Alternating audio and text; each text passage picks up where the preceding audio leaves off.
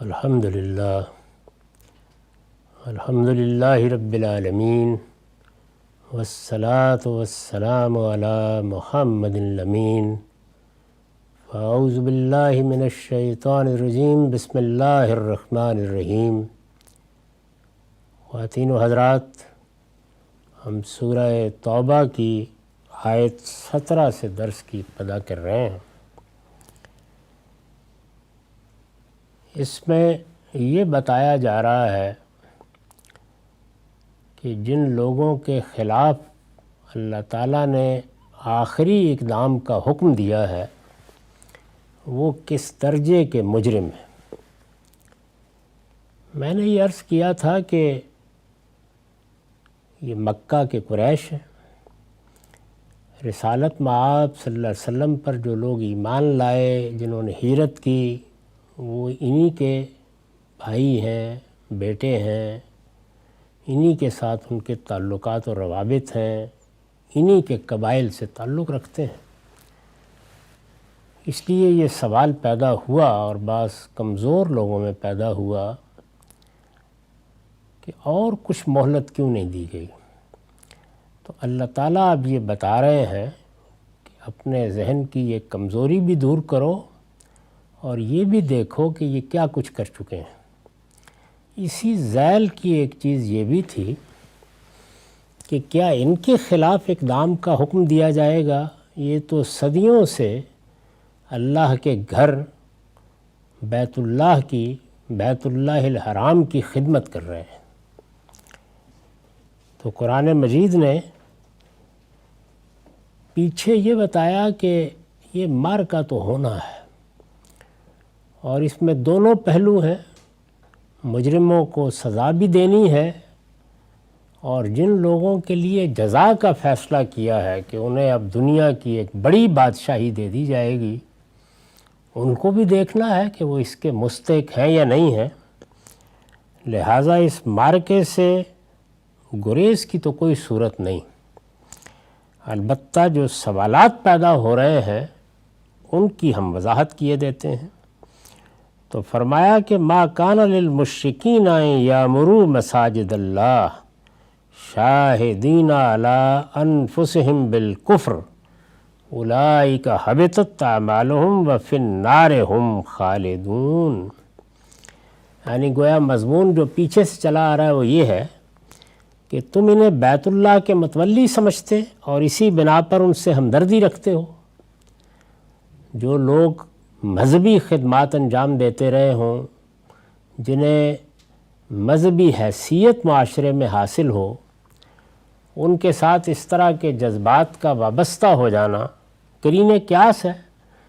تو یہ چیز مسلمانوں کے اندر بھی تھی کہ اس میں تو شبہ نہیں کہ انہوں نے اللہ کے رسول کو نہیں مانا، ایک بڑے جرم کا ارتکاب کیا ہے، لیکن اس کے ساتھ بہرحال ان کی اپنی بھی ایک دینی حیثیت ہے، یہ ابراہیم کی اولاد ہے، بیت اللہ کے متولی ہیں، تو ان کے ساتھ اتنا سخت معاملہ نہیں ہونا چاہیے۔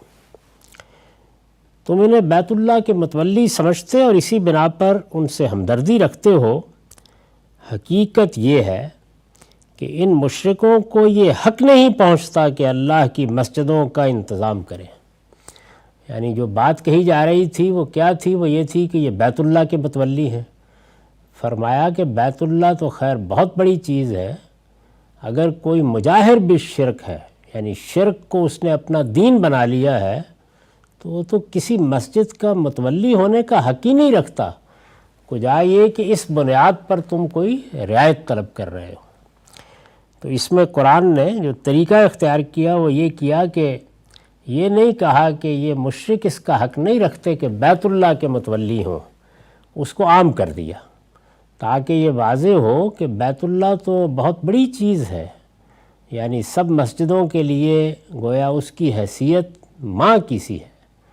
لیکن عام مسجدیں بھی اللہ کے گھر ہیں، توحید ہی کی دعوت کے لیے بنائے جاتے ہیں، اس لیے بنائے جاتے ہیں کہ ان میں اللہ کی عبادت کی جائے، اللہ کی بندگی کی جائے۔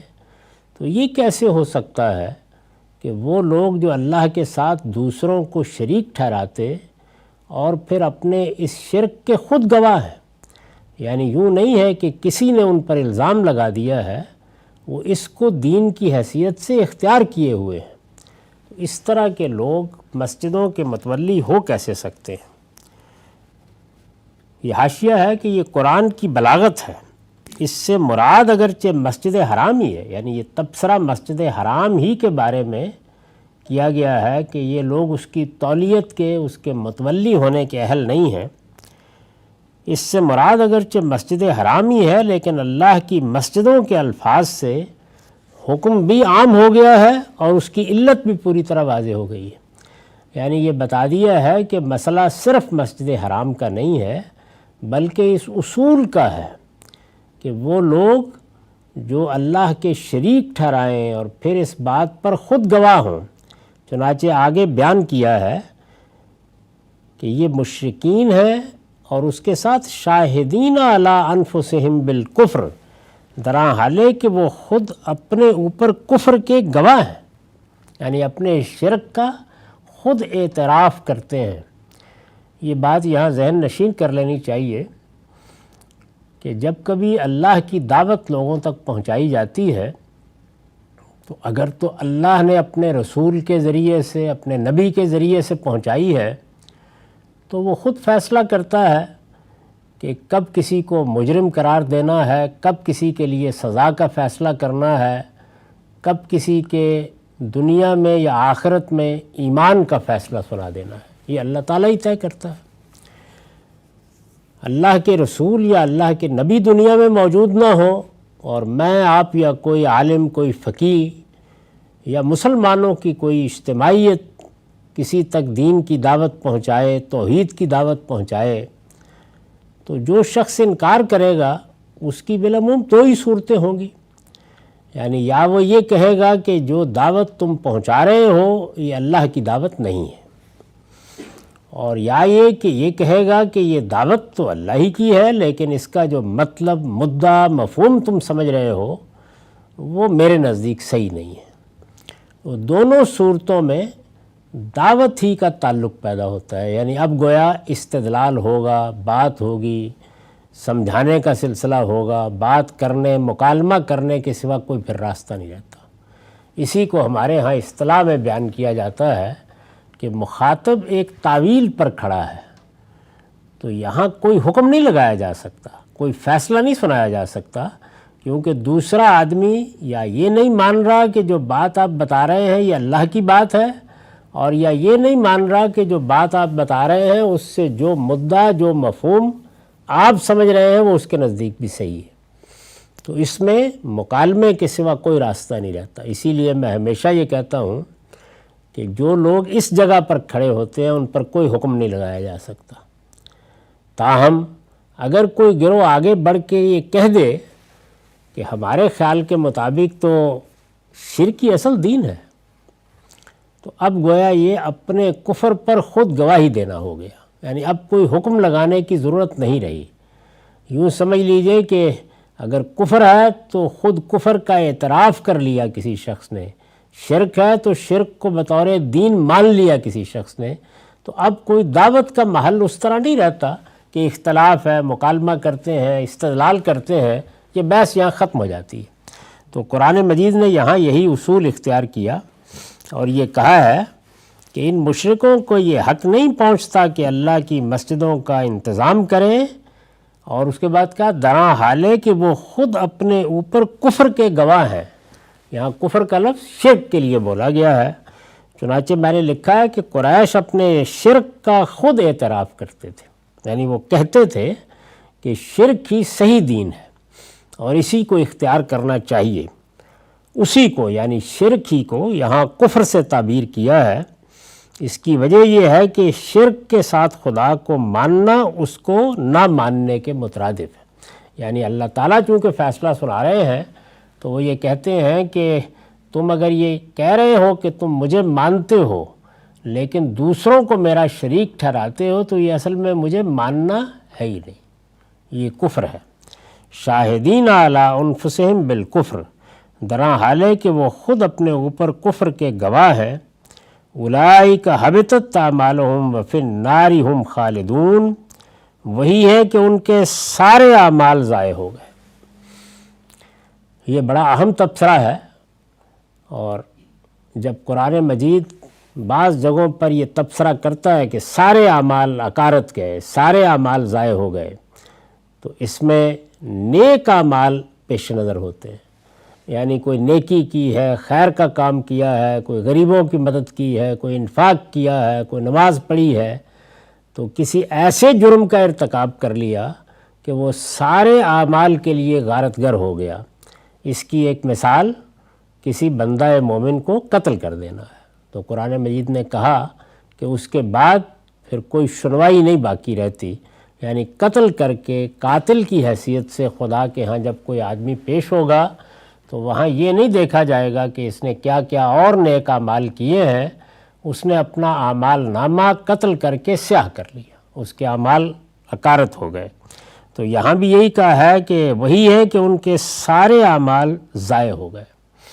اس پر حاشیہ ہے، اللہ شرک کے ساتھ کسی نیکی کو بھی قبول نہیں کرتا۔ یعنی جب آدمی مجاہر بالشرک ہو، یہ کہہ دے کہ یہ شرک ہے اور میرے نزدیک یہی دین ہے، تو وہ شرک کے ساتھ کسی نیکی کو قبول نہیں کرتا۔ چنانچہ فرمایا ہے کہ جو اعمال وہ حرم کی خدمت کے لیے کر رہے ہیں، آخرت میں ان کا کوئی اجر ان کے لیے باقی نہ رہے گا۔ یعنی اگرچہ نیکی کے کام تو ہو رہے ہیں، حرم کی خدمت ہو رہی ہے، حاجیوں کے لیے بندوبست کیا جا رہا ہے، لیکن یہ سب ختم ہو گئے۔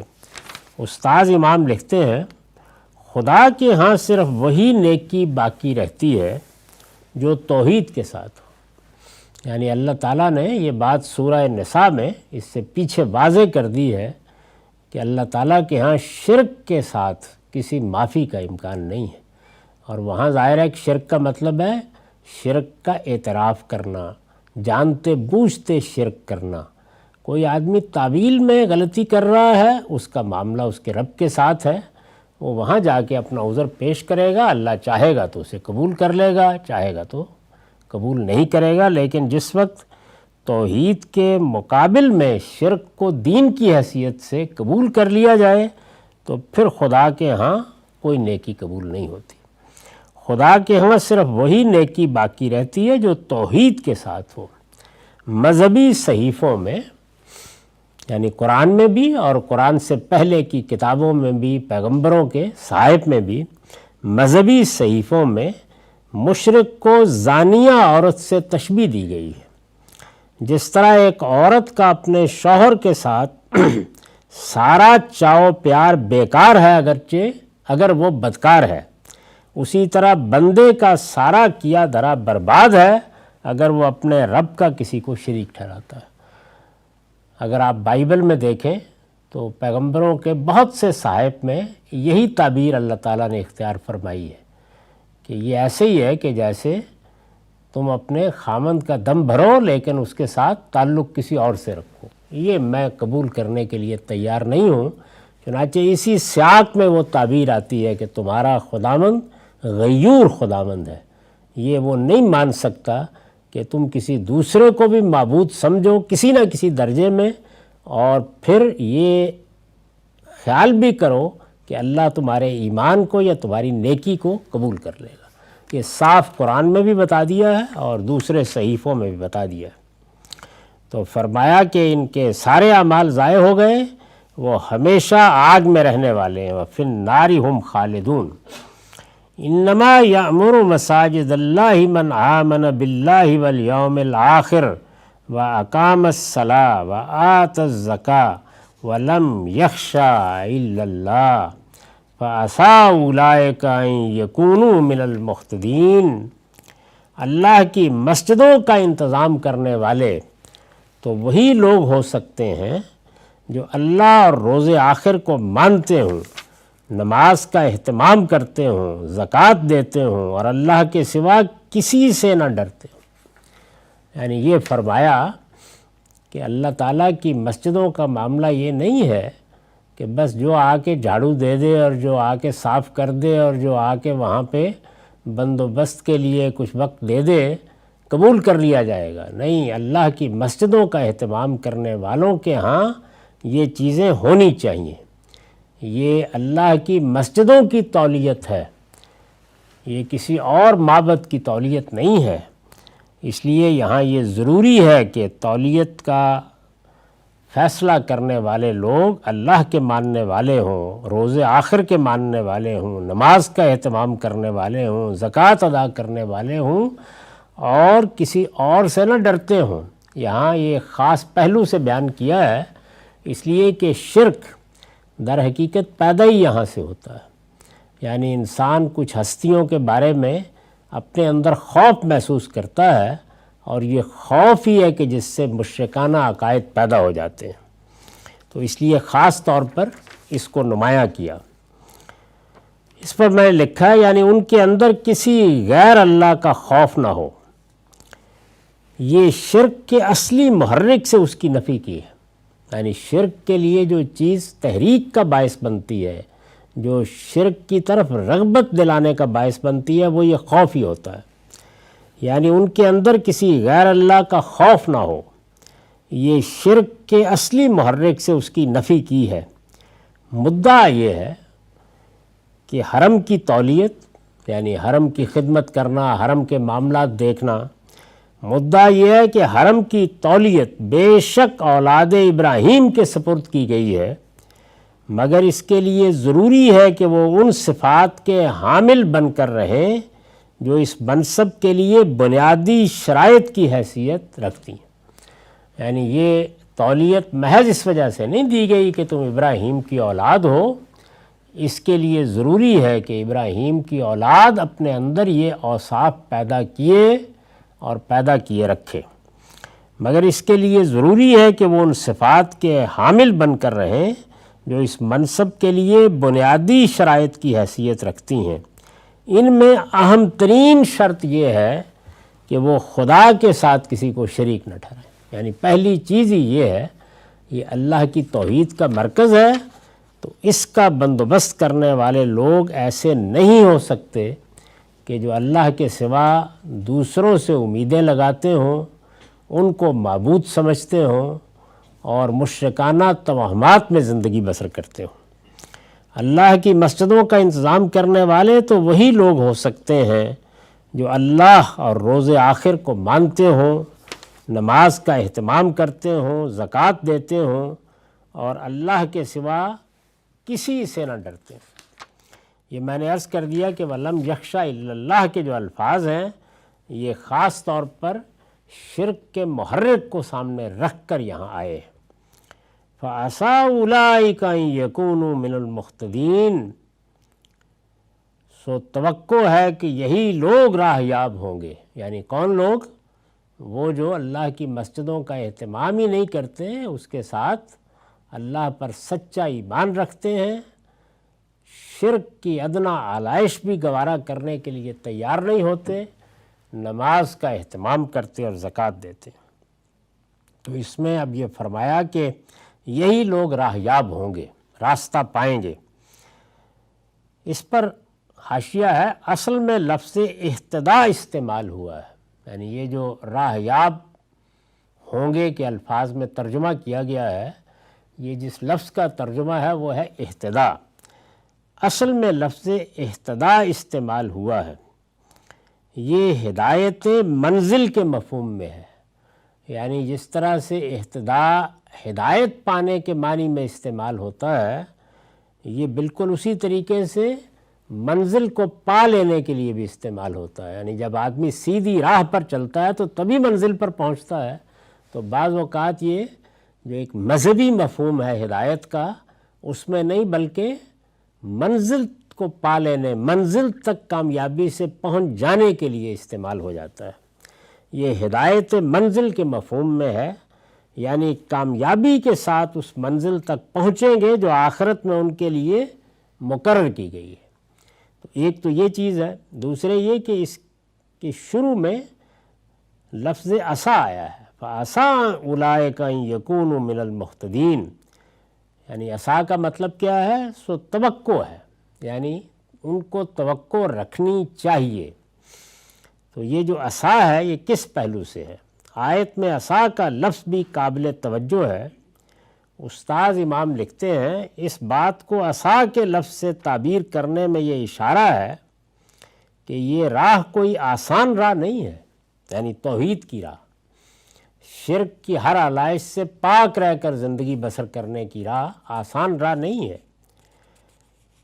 یہ کوئی آسان راہ نہیں ہے، اس میں قدم قدم پر مشکلات اور آزمائشیں ہیں۔ صرف وہی لوگ جادہ مستقیم پر استوار رہ سکتے ہیں جن کے پاس توفیق الہی کا زاد راہ ہو، یعنی وہ اس راستے میں جو سامان سفر لے کر نکلیں وہ اللہ کی توفیق کا سامان سفر ہو، اور جن کو خدا سے استعانت کا سہارا حاصل ہو۔ ظاہر ہے کہ یہ توفیق کن کو ملتی ہے اور خدا سے استعانت کا سہارا کنہیں دستیاب ہوتا ہے؟ وہ جو خدا کے ساتھ سچا تعلق رکھتے ہوں، اور خدا ہی کے ساتھ وہ تعلق رکھتے ہوں جو کوئی بندہ اپنے معبود کے ساتھ رکھتا ہے۔ تو اس پر یہ کہا ہے کہ یہ ایک مشکل راہ ہے، لیکن اگر اس راہ کو اختیار کرو گے، اس پر چلو گے، تو توقع رکھو کہ اللہ راہ یاب کرے گا، پہنچا دے گا منزل تک۔ اسی ذیل میں پھر بات آگے بڑھائی اور فرمایا، یعنی پہلے یہ تبصرہ کیا کہ یہ چیز تمہارے لیے تردد کا باعث نہیں بننی چاہیے کہ یہ تو مسجد حرام کے متولی ہیں اور بڑی خدمات انجام دیتے ہیں۔ مسجد حرام کی تولیت اصل چیز نہیں ہے، وہ تب نیکی بنے گی جب کہ وہ توحید پر ایمان کے ساتھ، نماز کے اور زکوٰۃ کے اہتمام کے ساتھ ہو، ورنہ اللہ کے ہاں اس کی کوئی اہمیت نہیں ہے۔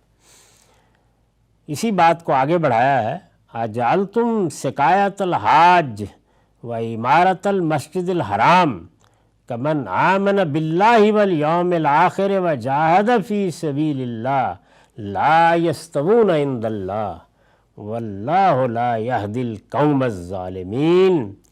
کیا تم نے حاجیوں کے پانی پلانے اور مسجد حرام کا انتظام کر دینے کو ان لوگوں کے برابر کر دیا ہے جو اللہ اور روز آخر پر ایمان لائے اور جنہوں نے اللہ کی راہ میں جہاد کیا؟ یعنی ایک طرف وہ لوگ ہیں کہ ان تک اللہ کی دعوت پہنچی اور وہ آگے بڑھ کر پیغمبر کو ماننے کے لیے تیار ہو گئے، انہوں نے اللہ کے پیغمبر سے توحید کا پیغام سنا اور کسی تردد کے بغیر لبیک کہی۔ ایک طرف وہ لوگ کہ وہ اللہ کی راہ میں جدوجہد کر رہے ہیں، اللہ کا پیغام پہنچا رہے ہیں، اس کے لیے قربانیاں دے رہے ہیں، انہوں نے اپنا وطن چھوڑا ہے، ہجرت کی ہے، اور ایک طرف مقابل میں یہ چیز رکھ کے بتا رہے ہو کہ ہم تو بیت اللہ کے متولی ہیں۔ تو اس طرح کی چیزوں کی اللہ کے ہاں کیا اہمیت ہو سکتی ہے؟ کیا تم نے حاجیوں کے پانی پلانے اور مسجد حرام کا انتظام کر دینے کو ان لوگوں کے برابر کر دیا ہے جو اللہ اور روز آخر پر ایمان لائے اور جنہوں نے اللہ کی راہ میں جہاد کیا ہے؟ اللہ کے نزدیک یہ دونوں برابر نہیں ہو سکتے۔ یعنی صاف صاف بتا دیا کہ یہ جو مذہبی نوعیت کی تقریبات منعقد کر لینا اور کوئی چڑھاوے چڑھا دینا اور کسی موقع کے اوپر دیگیں پکا لینا اور کوئی مجالس منعقد کر لینا اور کوئی نعتیں پڑھ لینا ہے، اللہ کے ہاں ان میں سے کسی چیز کی کوئی اہمیت نہیں ہے۔ ہاں یہ نیکی کے کام اگر بنتے بھی ہیں تو اس وقت بنتے ہیں جب اس کے پیچھے اللہ پر سچا ایمان ہو، قیامت کے دن پر سچا ایمان ہو، نماز کا اہتمام ہو، اور لوگ اللہ تعالیٰ کے حکم پر اپنا مال اللہ کی راہ میں خرچ کرنے کے لیے تیار ہو۔ یہ صاف بتا دیا۔ تو یہ ارشاد فرمایا کہ اللہ کے نزدیک یہ دونوں برابر نہیں ہو سکتے۔ یہ قرآن مجید کا فتویٰ ہے ان سب لوگوں کے لیے کہ جو ان بنیادی چیزوں کے بارے میں تو کچھ متردد نہیں ہوتے، یعنی نماز کے لیے ہو جائے گا، دیکھ لیں گے، روزے کے لیے کوئی خاص تیاری نہیں ہے، اللہ کے احکام کی پیروی، اس کے بندوں کے ساتھ حسن سلوک، یہ کوئی ایسے توجہ دینے کی چیزیں نہیں، لیکن بعض تقریبات منعقد کرنے میں اور بعض مجالس منعقد کرنے میں اور اس طرح کے بعض کاموں میں بہت اشتغال ہوگا، اور اس کے لیے فلسفے بھی بیان کیے جائیں گے کہ محبت کا اظہار کر رہے ہیں اور اللہ تعالیٰ کے پیغمبر کے لیے، اللہ تعالیٰ کے لیے، اللہ کے نیک بندوں کے لیے، بس یہی ہمارے لیے نجات کا باعث بن جائے گا۔ اللہ تعالیٰ فرماتے ہیں کہ یہ تو خیر کیا باتیں ہیں، وہ لوگ جو حاجیوں کے پانی پلانے کے لیے کھڑے رہتے ہیں اور مسجد حرام کا انتظام کرتے ہیں، مسجد حرام سے بڑھ کر اور دنیا میں کون سا معبد ہو سکتا ہے؟ اللہ تعالیٰ کے نزدیک وہ ان کے برابر نہیں ہو سکتے جو اللہ پر سچا ایمان رکھتے ہیں اور اللہ کی راہ میں جدوجہد کرتے ہیں۔ یہ دونوں برابر نہیں ہو سکتے۔ تو ارشاد فرمایا کہ یہ دونوں برابر نہیں ہو سکتے۔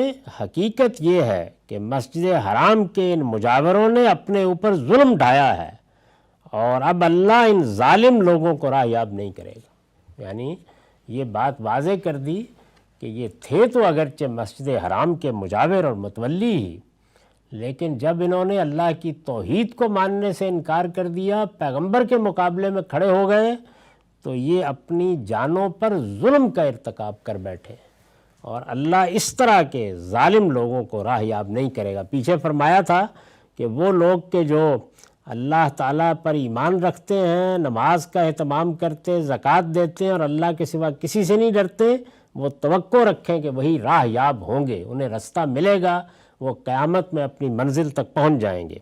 ان کے بارے میں فرمایا کہ اللہ ان ظالم لوگوں کو راہ یاب نہیں کرے گا۔ میں نے لکھا ہے یعنی اس منزل تک نہیں پہنچائے گا جو آخرت میں اہل ایمان کی منزل ہے۔ اہل ایمان کی منزل کیا ہے؟ اللہ کی خوشنودی، اللہ کی طرف سے اس کی جنت میں داخل ہونے کا اذن، اور پھر جنت الفردوس میں ابدی زندگی۔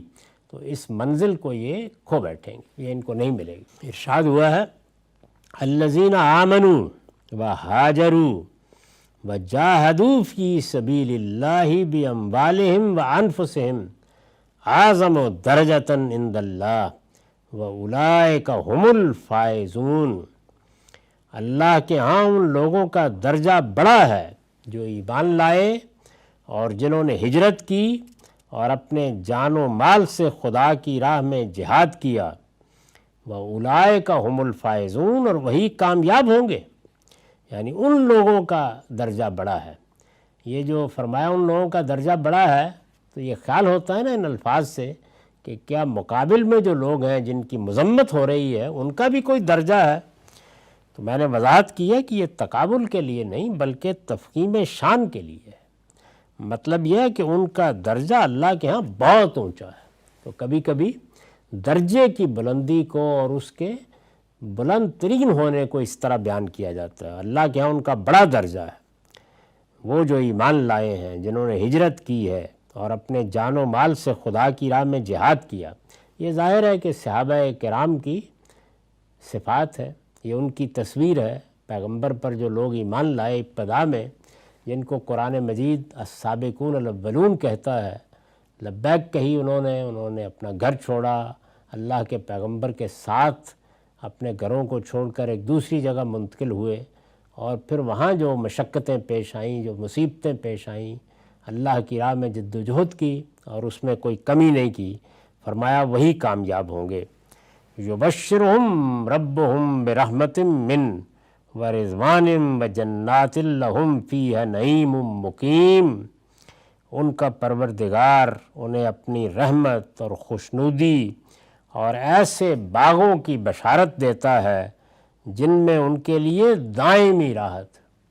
یہ گویا صلہ بیان فرمایا، ان کا پروردگار انہیں بشارت دیتا ہے۔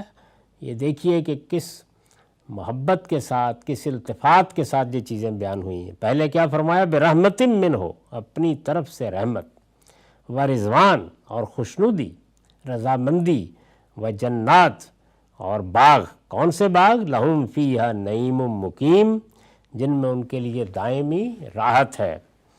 خالدین فیہا ابدا، وہ ان میں ہمیشہ ہمیشہ رہیں گے۔ یہی اصل میں جنت کا وہ پہلو ہے کہ جس کا کوئی بدل نہیں ہے۔ دنیا کی زندگی میں ہزارہا نعمتوں کی تصویر کشی بھی کر دی جائے اور دے بھی دی جائے، لیکن ان سب نعمتوں کے ساتھ تکلیفیں، بیماریاں، بڑھاپا، اضمحلال، یہ سب چیزیں لگی ہوئی ہیں، اور بالآخر موت، جس پہ ایک نہ ایک دن ہر ایک کو دوچار ہونا ہے۔ تو فرمایا کہ اس میں ہمیشہ رہیں گے، ہمیشہ ہمیشہ رہیں گے۔ خالدین فیہا ابدا ان اللہ عندہ اجر عظیم، اس میں شبہ نہیں کہ اجر عظیم اللہ ہی کے پاس ہے۔ اس کے ساتھ ہی اس سورہ میں یہ دوسرا شذرہ بھی ختم ہو جاتا ہے، اس کے بعد تیسرا شذرہ شروع ہوگا۔